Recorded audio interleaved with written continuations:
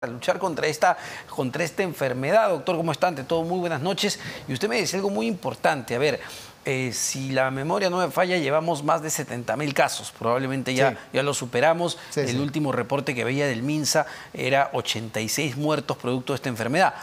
Quizá ya son un poco más con los casos que tenemos. ¿Desde cuándo no teníamos una situación de esta magnitud?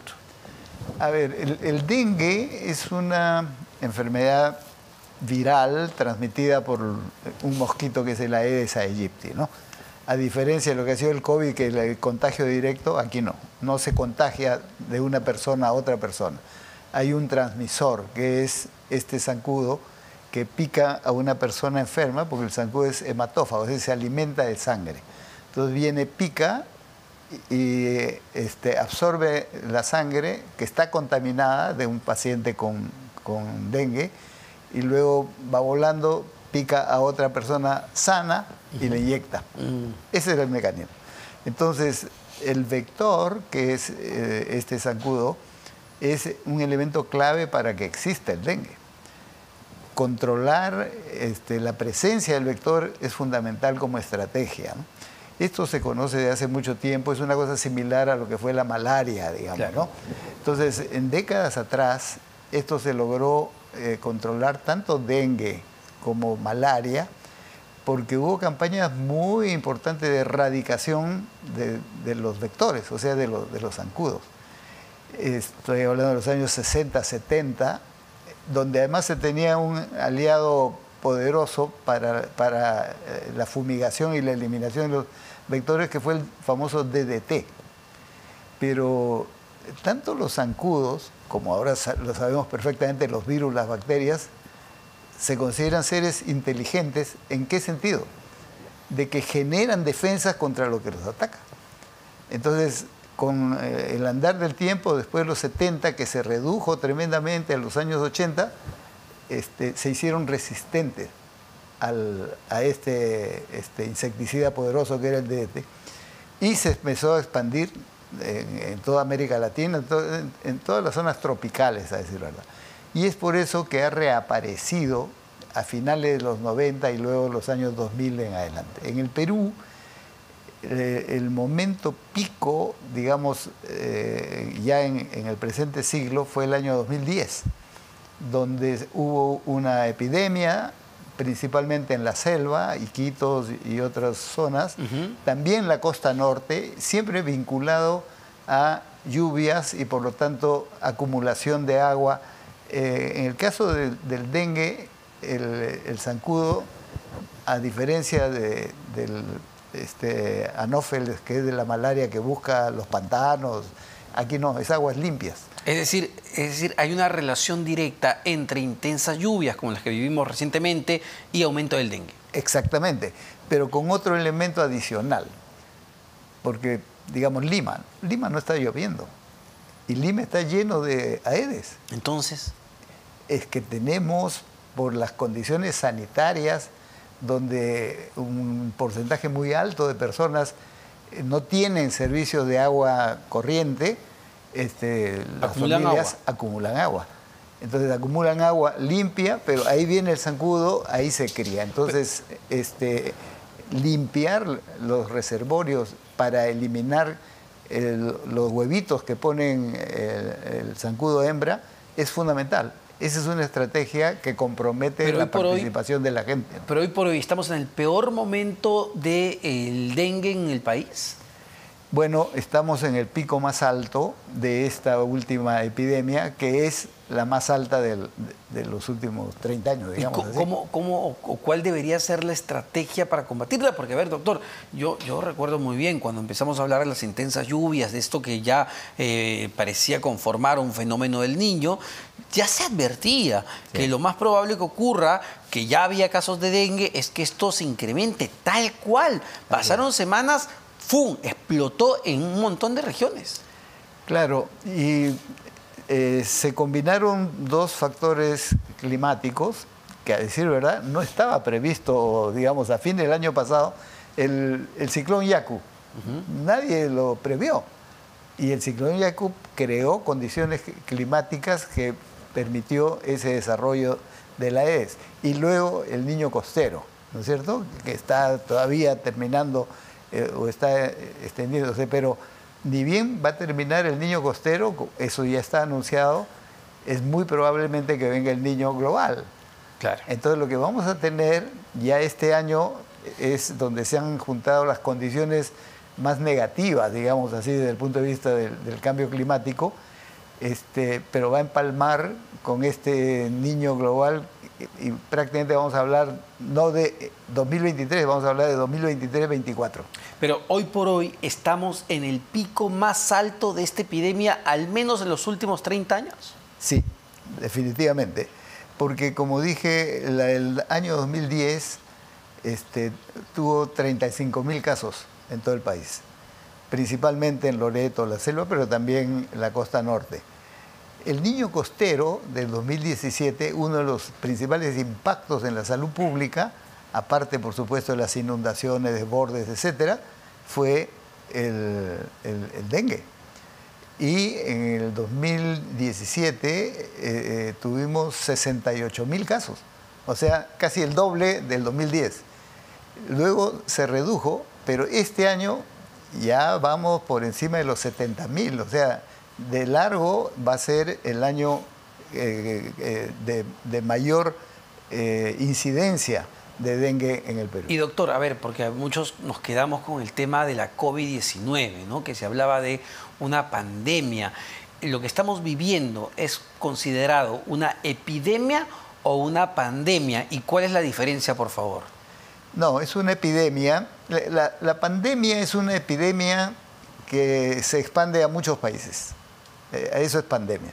Y por eso el diagnóstico de pandemia solo lo dan los organismos internacionales como la Organización Mundial de la Salud, ¿no? Incluso cuando empezó el COVID, empezó en diciembre, digamos, 2019, y la Organización Mundial de la Salud solo declaró pandemia en marzo, o sea, después de varios meses, ¿no? Claro. Bueno, aquí hay una epidemia, no solo Perú, hay varios otros países. Son más países. Sí, claro. ¿Quiénes más están enfrentando esta situación? Bueno, Brasil, que es endémico en varias zonas de Brasil y sobre todo países tropicales centroamericanos, ¿no? ¿Pero Perú es el que, digamos, está en una peor situación o no? Bueno, en cuanto a curva de crecimiento comparado en el propio país con los otros años, sin duda. Pero aquí está creciendo más aceleradamente. Sí. Porque claro, Brasil y los otros países tropicales no han tenido el ciclón Yaku, claro, ni niño costero, ¿no? Ellos están viviendo otra situación. Perú es un país especial para sufrir los efectos del cambio climático. Es decir, pese a que se está viviendo en Brasil y en otros países tropicales, no puede ser considerado una pandemia. No. Ya, pero la Organización Mundial de la Salud dice algo respecto al dengue o a lo que está viviendo el Perú. No, claro, las advertencias y la asistencia técnica a los diferentes países con estrategias que son conocidas. El Perú tiene una amplia experiencia en eso. La primera, como ya hemos explicado, si todo esto depende de la transmisión que produce el Aedes aegypti, que es este zancudo, eliminarlo es una estrategia fundamental. Y por lo tanto, no es solo fumigación, porque con la fumigación uno elimina al vector, o sea, al zancudo adulto, al que está volando. No los huevos. No los huevos. Para eso hay que limpiar los recipientes donde depositan los huevos, y eso es fundamental, porque escapa, digamos, a la acción oficial del ministerio. Claro. Es un compromiso de todos. De todos, son las familias, son los gobiernos locales, los alcaldes aquí tienen que jugar un rol fundamental, eso se ha demostrado. Pero, doctor, antes. A ver, nuevamente yo insisto con esto, se había advertido de esto. ¿Se está haciendo lo correcto? ¿Recién nos hemos puesto las pilas? ¿Aún no? No, yo creo que se está haciendo lo correcto. Decía, una estrategia fundamental es esta, que ya la conocemos, se está reforzando eso, ahí se está articulando con autoridades regionales, locales, y sobre todo la participación de la comunidad es fundamental. Esa estrategia es básica, pero hay una segunda estrategia que es muy importante, que es evitar que la gente muera. Claro. Y por lo tanto es la atención en los servicios de salud, desde el primer nivel de atención para detección temprana y reconocimiento de los signos, se llaman de alarma, cuando aparecen, por ejemplo, algunas señales de hemorragias, o la fiebre es muy intensa y no baja, o hay dolores abdominales muy fuertes. La hospitalización es un elemento clave y el tratamiento en el hospital para evitar que se produzcan decesos es fundamental. Doctor, le pido unos instantes, tenemos que conectarnos a la múltiple y de fallecidos. Y doctor, usted me hablaba de un punto fundamental que tiene que ver con la respuesta sanitaria, pero también para los que empiezan a sentirse muy graves, porque esta enfermedad tiene varias etapas y vemos que hay personas que están hospitalizadas. Y los reportes que tenemos desde RPP es que en regiones como Tumbes, Piura, Chiclayo, muchos centros médicos han colapsado literalmente. Sí, Omar, eso es cierto. Recordemos que con el COVID, uno de los puntos críticos fue camas hospitalarias, o sea, capacidad para hospitalizar a la gente y darle las atenciones adecuadas. Se amplió el número de camas en el corto plazo y eso es con hospitales transitorios que se montaron. Lamentablemente estos se han desmontado después, pero están ahí. Entonces ahorita se están rearmando para una ampliación en un número significativo de camas. Medicación hay, la contratación de personal para complementar y reforzar, aparte de los equipos técnicos que están siendo desplazados hacia las zonas críticas, es parte de la atención. Pero lo más importante, creo yo, es lo que se está produciendo ahora, y ahí la Escuela Nacional de Salud Pública está contribuyendo con todas las regiones y las direcciones nacionales, es la información a los profesionales a partir de la experiencia de los colegas que están ahí en el terreno, y con las estrategias terapéuticas que permiten salvar vidas. Eso, ¿no? doctor, que es lo fundamental. ¿Qué determina que una persona con dengue muera? El efecto que se produce y que es el que lleva a la muerte es un shock por extravasación del líquido de la sangre, que una forma puede ser hemorragias. Ese dengue hemorrágico es evidente y causa situaciones muy graves, pero puede no producir hemorragia, o sea, que se visualice externamente, pero el plasma de la sangre, o sea, el líquido de la sangre, se extravasa de las arterias hacia los tejidos y produce el mismo efecto, un shock. Y ese shock hace un colapso que puede ser terminal, si es que no se le da tratamiento. Entonces, aquí, por ejemplo, la ampliación de las unidades de cuidados intensivos que se hizo con el COVID es fundamental.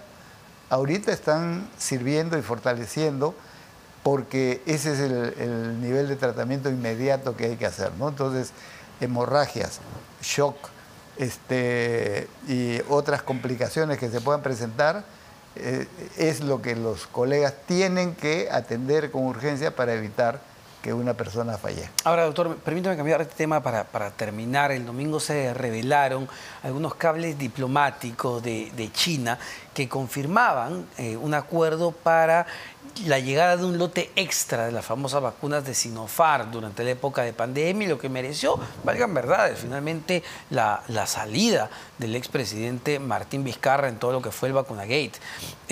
¿Cómo tomamos esa información que además afectó mucho a los peruanos por lo que significó la pandemia en el país? Lo primero que se me ocurre decir es que hay poca memoria. Eso se dijo en febrero del año 2021. ¿Por qué? Porque la comisión que formamos inmediatamente descubierto este tema y que presidió el doctor Fernando Carbona, ex ministro de Salud, y dimos un plazo de 10 días, dijo eso. Dijo que se había producido meses anteriores, o sea, en el año 2020, por un acuerdo que se estableció ahí. ¿Acuerdo secreto?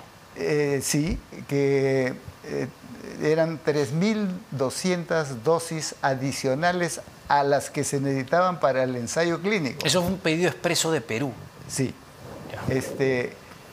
Y se informó también que de ellos, porque 3.200, como son 2 dosis por persona, era para cubrir a 1.600.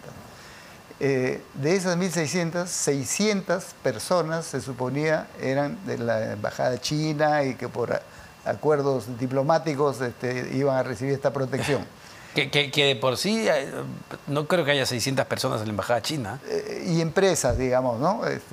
Ese es un tema que nunca quedó claro. Nunca fue claro pero tampoco. La comisión investigadora lo dijo y el Ministerio de Salud le pidió... Porque había hermetismo de parte de los chinos. Sí, porque claro. se les pidió la información, nunca la dieron, por supuesto. Y habían para personas que habían colaborado, trabajado, personal técnico, médicos, etcétera, en el ensayo. O sea, no los voluntarios, sino un personal adicional. Bueno, lo que la comisión determinó fue que de esa bolsa, digamos, se aprovecharon quienes recibieron una vacunación irregular. Cuando yo he escuchado, por ejemplo, al abogado del expresidente Vizcarra, doctor Ugas, hace poco tiempo decir que no, que la vacuna que se le aplicó era parte del ensayo. Eso es falso. Absolutamente. ¿Por qué razón? Además, los ensayos, para quien sabe cómo son los ensayos clínicos, los voluntarios no saben qué se les está aplicando. Claro. Porque aquí se aplicaba, eran 12.000 voluntarios. A 8.000 se les aplicaba la vacuna y a 4.000 agua destilada, o sea, el placebo, justamente para poder comparar. Si al señor Vizcarra le dijeron que le estaban poniendo la vacuna, era lógico que no era parte del ensayo. Solo para que quede claro y cerrar, entonces Vizcarra sí se vacunó o tuvo acceso a la vacuna VIP. Claro, eso está clarísimo y el informe lo demuestra, ¿no? Muchísimas gracias, doctor Óscar Ugarte, exministro de Salud.